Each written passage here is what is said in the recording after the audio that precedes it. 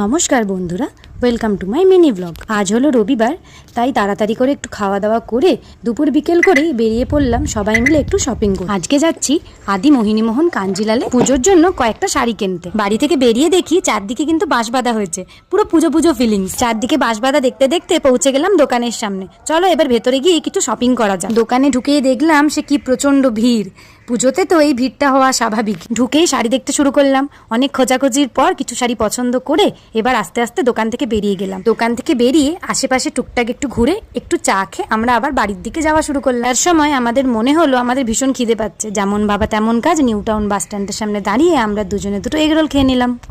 তো আমরা বাড়ি ফিরে গেছি আর এই যে আমরা শপিং করে নিয়েছি। বেশি কিছু করিনি কারণ প্রচন্ড ভিড় ছিল, তোমরা তো দেখলেই।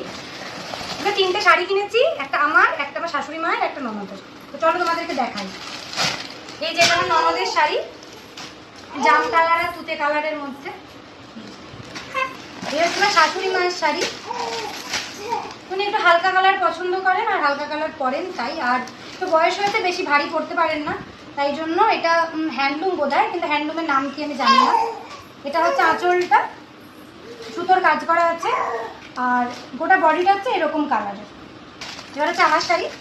এই যে আমি একটা গ্রিন কালারের শাড়ি নিয়েছি, এরকম একদম প্লেনের উপরে একটা শাড়ি নিয়েছি। আমি করে শাড়ি পরি না, সুতরাং ভারীও পরতে পারি না। এটা খুব হালকা পাতলা শাড়ি, একটা ভালো শাড়ি। তো এই 3টে শাড়ি কিনেছি। এটা হলো আমার পুজোর শাড়ি শপিং আপাতত।